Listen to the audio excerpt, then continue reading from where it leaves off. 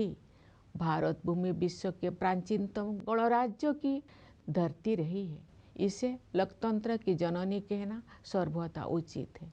हमारे द्वारा अपनाए गए संविधान की आधारशिला पर हमारी लोकतंत्र का भवन निर्मित हुआ है। हमने लोकतंत्र पर आधारित ऐसी संस्थाओं का निर्माण किया जिनसे लोकतांत्रिक कार्यशैली को मजबूती मिली।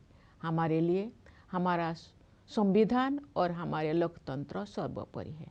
अतीत पर दृष्टिपात करते हुए हमें देश के विभाजन से हुई पीड़ा को कदापि नहीं भूलना चाहिए। आज हमने विभाजन विभीषिका स्मृति दिवस मनाया।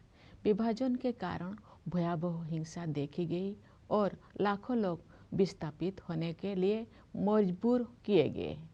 आज हम इतिहास की गलतियों के शिकार हुए लोगों को श्रद्धांजलि अर्पित करते हैं। प्यारे देशवासियों, हमारे संविधान में ऐसे 4 मूल्यों का उल्लेख है जो हमारे लोकतंत्र को सुदृढ़ बनाए रखने वाले 4 स्तंभ हैं।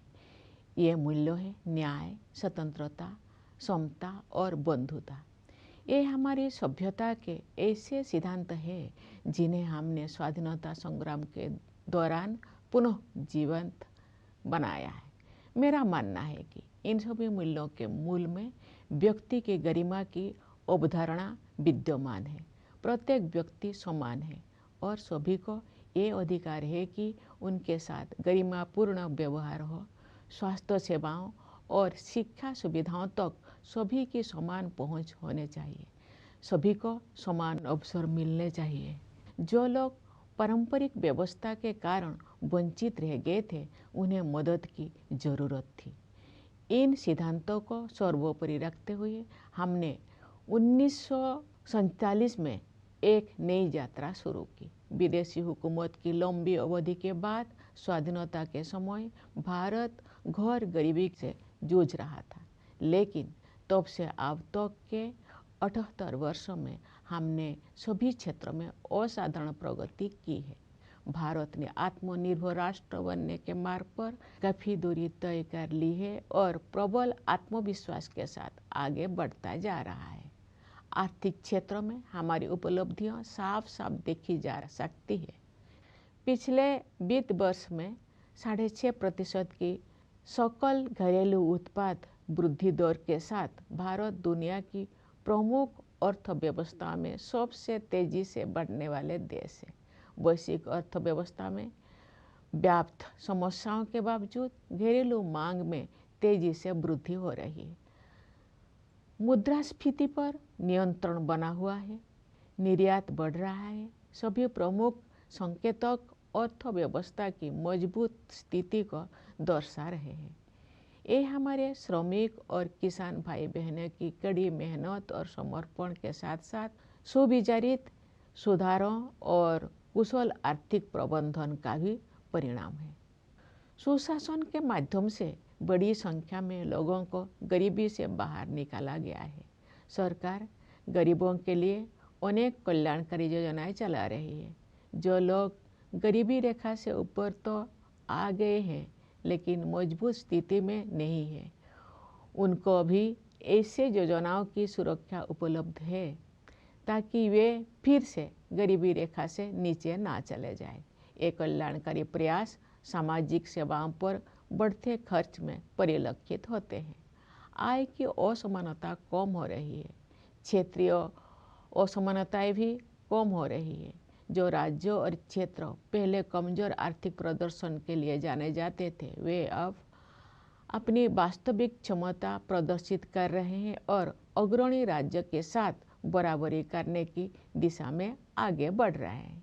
हमारे अग्रणी व्यवसायियों, लघु एवं मध्यम उद्यमियों और व्यापारियों ने हमेशा कुछ कर गुजरने की भावना का परिचय दिया है।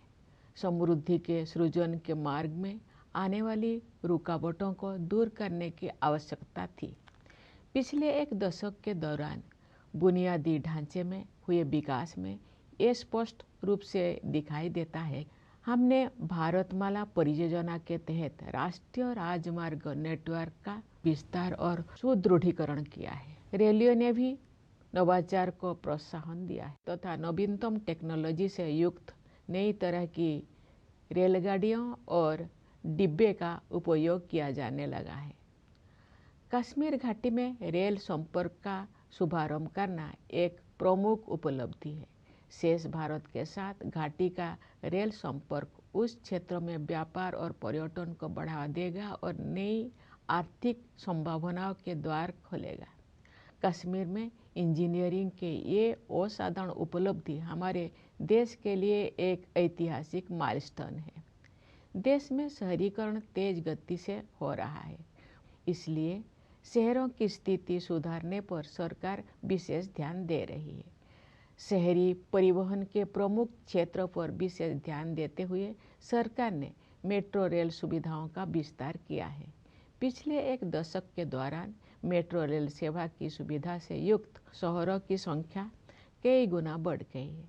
शहरों के कायाकल्प और शहरी परिवर्तन के लिए अटल मिशन यानी अमृत ने ये सुनिश्चित किया है कि अधिक से अधिक घरों में नल से पानी की भरोसेमंद आपूर्ति हो और स्टोरेज कनेक्शन सुविधा उपलब्ध हो। सरकार ये मानती है कि जीवन की बुनियादी सुविधाओं पर नागरिकों का हक बनता है। जल जीवन मिशन के तहत ग्रामीण घरों में नल से जल पहुंचाने में प्रगति हो रही है। अपने तरह के विश्व की सबसे बड़ी स्वास्थ्य सेवा योजना आयुष्मान भारत के अंतर्गत विभिन्न कदम उठाए गए हैं। उन प्रयासों के परिणाम स्वरूप स्वास्थ्य सेवा के क्षेत्र में हम क्रांतिकारी बदलाव देख रहे हैं।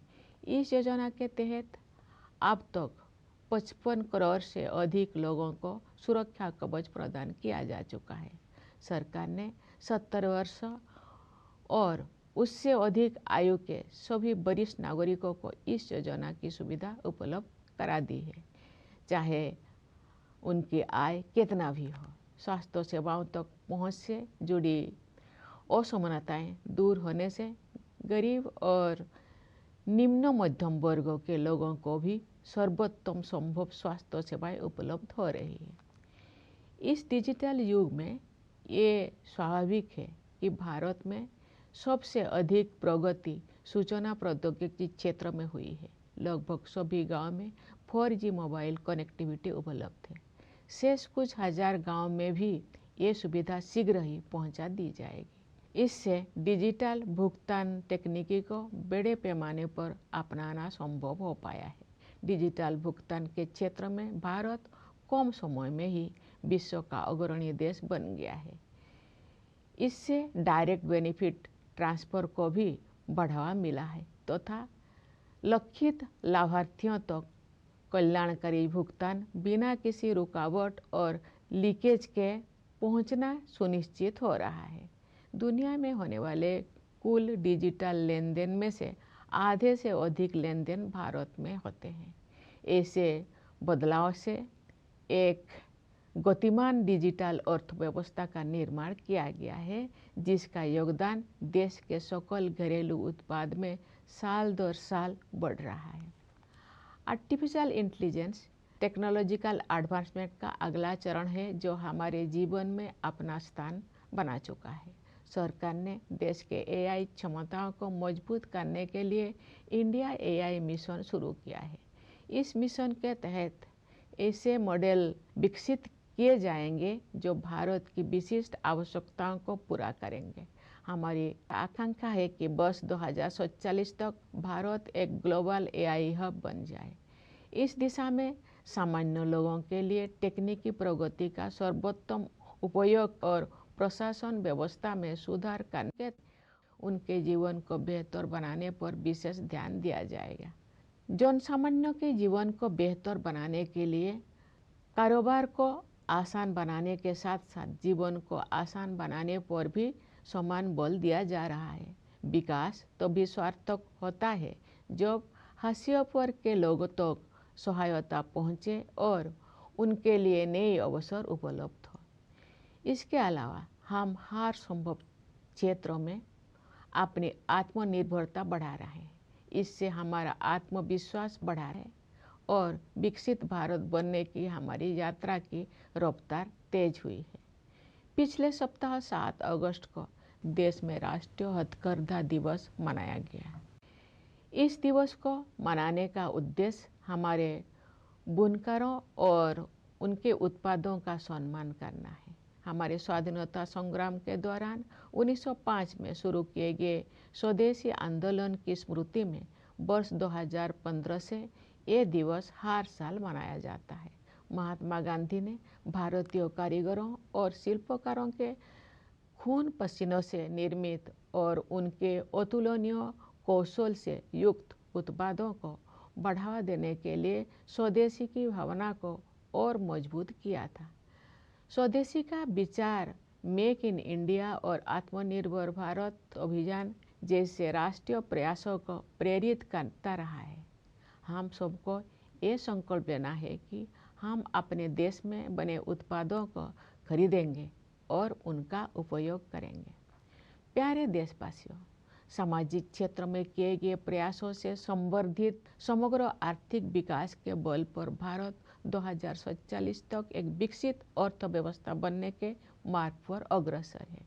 मैं समझती हूँ कि अमृत काल के इस दौर में आगे बढ़ते जाने की राष्ट्रीय यात्रा में सभी देशवासी यथाशक्ति अपना सर्वाधिक योगदान देंगे। मेरा मानना है कि समाज के 3 ऐसे वर्ग हैं जो हमें प्रगति के इस मार्ग पर आगे बढ़ाएंगे। ये 3 वर्ग हैं हमारे युवा, महिलाएं और वे समुदाय जो लंबे समय से हाशिए पर रहे हैं। अंततः हमारे युवाओं को अपने सपनों को साकार करने के लिए अनुकूल परिस्थितियां मिल गई है। राष्ट्रीय शिक्षा नीति के माध्यम से दूरगामी बदलाव किए गए हैं। शिक्षा को जीवन मूल्य से तथा कौशल को परंपरा के साथ जोड़ा गया है। रोजगार के अवसर तेजी से बढ़ रहे हैं। उद्यमिता की आकांक्षा रखने वाले लोगों के लिए सरकार ने सर्वाधिक अनुकूल वातावरण उपलब्ध कराए हैं। युवा प्रतिभाओं की ऊर्जा से शक्ति प्राप्त करके हमारे आंतरिक कार्यक्रम का अभूतपूर्व विस्तार हुआ है। मुझे विश्वास है कि शुभांशु शुक्ला की इंटरनेशनल स्पेस स्टेशन की यात्रा ने एक पूरी पीढ़ी को ऊंचे सपने देखने की प्रेरणा दी है।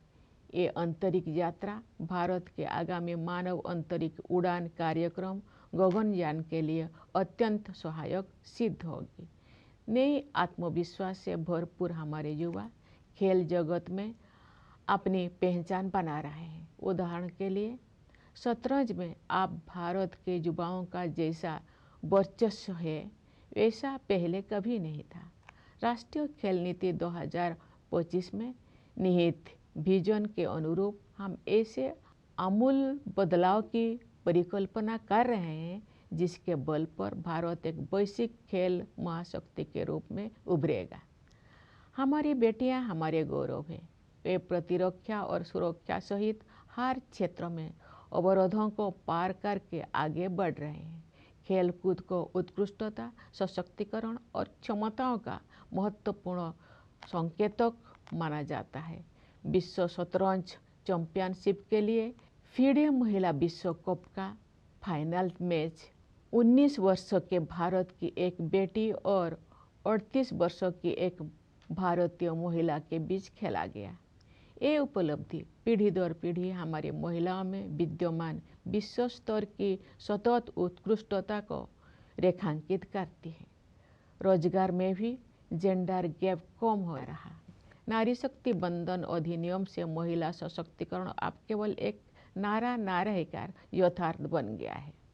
हमारे समाज का एक बड़ा हिस्सा अनुसूचित जाति, अनुसूचित जनजाति, पिछड़ा वर्ग और अन्य समुदायों के लोगों का है। इन समुदायों के लोग अब हाशिए पर होने का टैग हटा रहे हैं।